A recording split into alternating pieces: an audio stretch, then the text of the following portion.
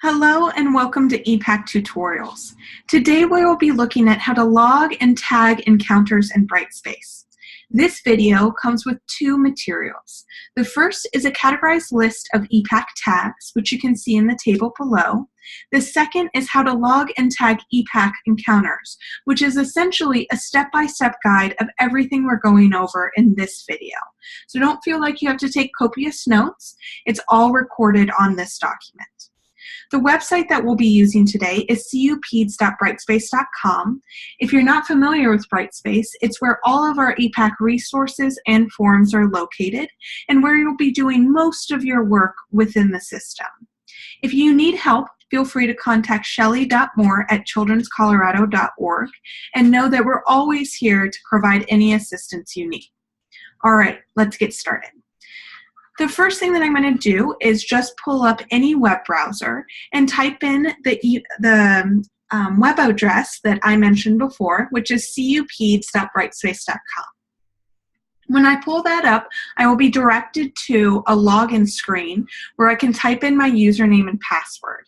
This username and password was provided to you by Shelly, and if you have any questions about updating it or changing your password because you don't remember, please feel free to contact her.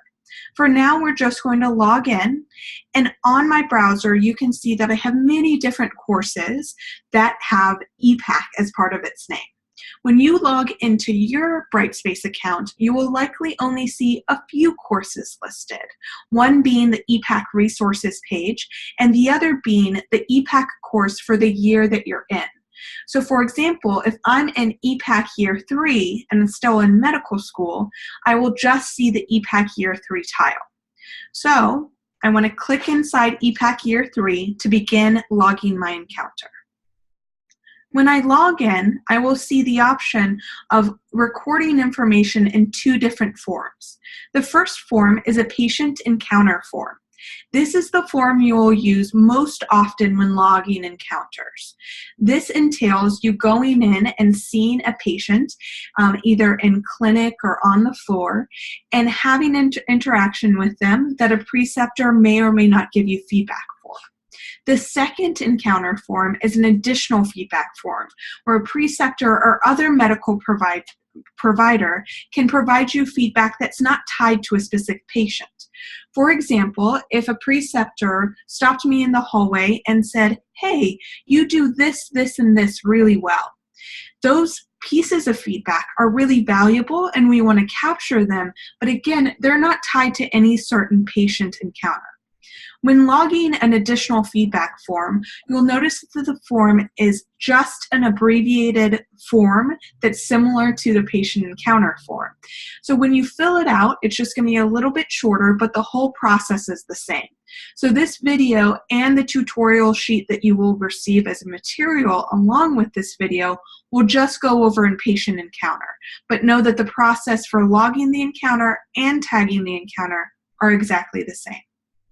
All right, so we're going to go into patient encounter form, that being the most likely form that you will be using day to day. And the first thing that you'll see is that you're asked to give the form some sort of name. Here, I'm going to insert the date, and it doesn't matter what format you put the date in. We just want to know the month, the day, and the year that the encounter took place. So again, not when you're recording the encounter, but when it actually took place. And then some of our EPACers like to have additional pieces of information here. So maybe this was acute ear complaint. And that little text in the title might help you recall and remember exactly what this encounter was. Again, all we need is for you to put in the date, but if you want to put in supplemental text, that's fine as well. The description box we're going to ignore for now. It's something that we're going to use in the future when we're tagging the encounter, but for now we can just skip the box and the field entirely. Now we're going to go into the form response contents, where we're going to put in our preceptor's initials, what rotation that we were on, and there's a rotation other category in case it's not listed in the drop-down menu, the patient age, the legal sex of the patient, the location, and again, there's an other field if the location's not listed, whether or not it was a well care visit, the presenting complaint, the additional patient family issues addressed during the visit. And this is anything, like the title said, that's not part of the patient presenting complaint, but might come up in conversation as you're reviewing the complaints with that patient that might be pertinent to the context of the form. Now, we are going to scroll down to the other fields, and these fields are really the bulk of what your information should be. The first field is to reflect on a specific patient encounter, including your thoughts after chart review, during the patient encounter, and after you finished. So this is a three-part question. You can either put your answer in paragraph form, you can put it in bullet points, you can section it out with the three parts of after chart review, during the encounter, and after you finish. However you'd like to structure this is up to you. When I have the information here, I can also format it so I can put in bold or italicize or put in the bullet points, whatever I want to do to organize and format the reflection that I'm doing is totally up to you. The next field is plan or reflection for action. This plan is what you are going to do after you have had this encounter. So again, this can be in paragraph form or bulleted list, and you can format it here. The next the next field is preceptor feedback. So a lot of times the preceptor will give you individual feedback on the encounter that you have. What you can do is have the preceptor dictate to you what that feedback is. So maybe the preceptor said that resident does X, Y, and Z very well, or it needs to work on these two issues. Notice that the preceptor input is italicized. Please leave it italicized because when we do your review, it helps us know that this is what the preceptor is saying. You will get more information on filling out this reflection and plan for action from our EPAC faculty, but that will give you a broad sense of how to actually fill out the form. The last point that I'll make about this form is that it can be easily accessed on a mobile device. So if you type in cupeds.brightspace.com into a web browser on your mobile device, you will see this form in a smaller condensed view. When you go in and you're filling out the form, you can actually click on one of these boxes and use the voice to text that's already implemented in your mobile device to record your information. So again, if I'm going into my mobile device, I go into CU Peds, I click inside this box, and I click on the button for my particular device that has the voice to text feature. I can dictate what I want within this box, and then stop my dictation when I'm done with this specific field. So all of the things that you see here are mobile compatible and can be accessed on any device. When I'm done with all of the inputs for this form, I'm going to click Save. Once I have saved the encounter, you'll see that I have been directed to my ePortfolio page. For those of you who are not familiar with the page, the ePortfolio page can be accessed not through the My Courses tile, but through this tab that says ePortfolio. So when I click on this, I will see the patient encounter that I just filled out. So again, when I save the encounter, I will be directed to the ePortfolio page where I can see all of the encounters I have ever filled out on this system. So now that I have filled out the encounter, what I want to do is edit the encounter so I can actually tag the encounter with keywords. So this is where the categorized list of tags comes in. So what this is that we have a form and we want this form to be tagged or labeled with certain EPAs that we focused on. This tagging helps the system understand where to put this information and also helps you understand what core EPAs, milestones, rhyme that you need to focus on during each CCC span of time, each 6 months that you're doing a CCC. So these tags really help us organize and let us know what information is in the encounter.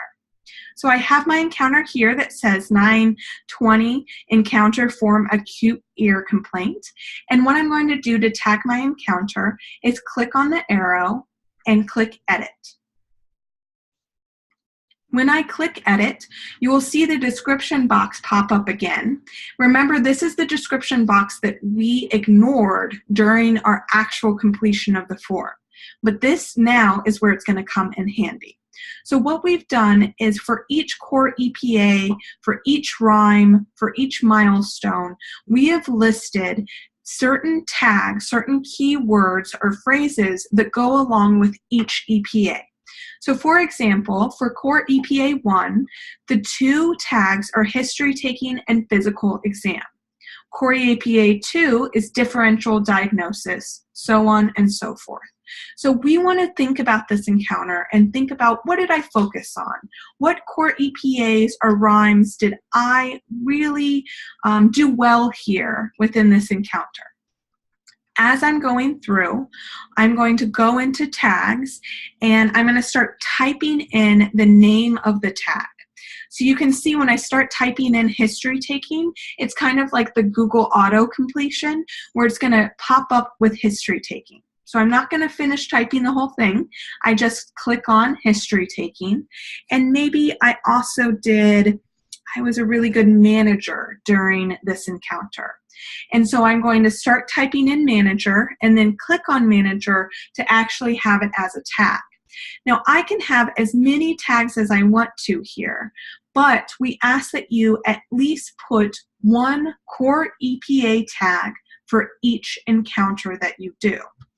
So for example, I might have recommended tests, and that is the one, and my first tag is a core EPA tag. I can also tag it with any other things. So the milestones are here, the PEDS EPAs are here, anything else I want to tag it with, I can add to this list. I can also tag something as a showcase. So a showcase means that this is a particularly good example of something. So maybe this is a particularly good example of recommending tests. So I will tag it with showcase, and then I will be able to go back and see that this is an exemplary case of whatever the EPA I tagged it with was. For now, we're just going to tag it with recommended tests, and we're going to click on Add Tags. When I click on Add Tags, you will see the tags show up here. If I don't click on Add Tags, the process doesn't work. So let me go through that one more time. We're going to go into our ePortfolio. We're going to click on the drop-down arrow and click Edit. We're going to look at the description which has the categorized tag list, or I can look at the form that's provided as a material for you for this video. I'm going to start typing in my tag names. I'm going to click on it to autocomplete, and then I'm going to add tags to see that they have been properly tagged. At the end, I'm going to hit Save and Close. And when I've done that, I can see that my tags are listed here of recommended tests. Again, you don't want to just tag something with 1 tag. You can do as many as you want, but at least one of them has to be a core EPA. When I go back to my ePortfolio, I can see all of the encounters that I have listed, and I can actually search for them. So say that I want to jog my memory on an encounter that I had something to do with the ear. If ear is listed within the name or the tags, it will be able to filter all of your encounters and show you them here. So that's one way that tags and naming can help you sift through the encounters that you have.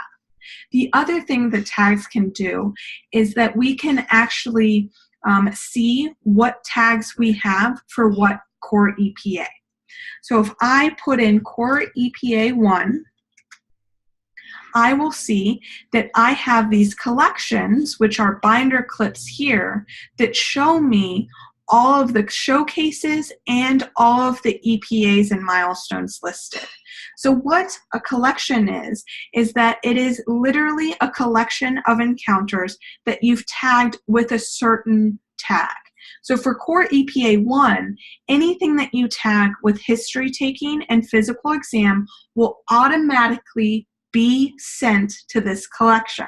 So as soon as I tag it, I don't have to do anything. The back end of the actual platform will put everything in core EPA 1. So for example, I have all of these encounters within my core EPA 1. This will help you as you move through the CCC process to better understand what EPAs you might have gaps in and what you need to focus on for the next CCC period. Again, you don't have to do anything to categorize and put things in collections. The back end of the system does it as soon as you tag. You will also notice that when I typed in that core EPA, I got a showcase collection as well. So this showcase is anything that is tagged with both core EPA 1, so history taking and physical exam, and showcase. So it will take and see all of the encounters that are tagged with both and put them in this showcase collection without you having to do anything on the front end. Alrighty, so that is the gist of tagging your encounters and logging your encounters. And in the next series of videos, we'll talk to you about uploading supplemental materials for your CCC, and we'll talk more about portfolio presentations.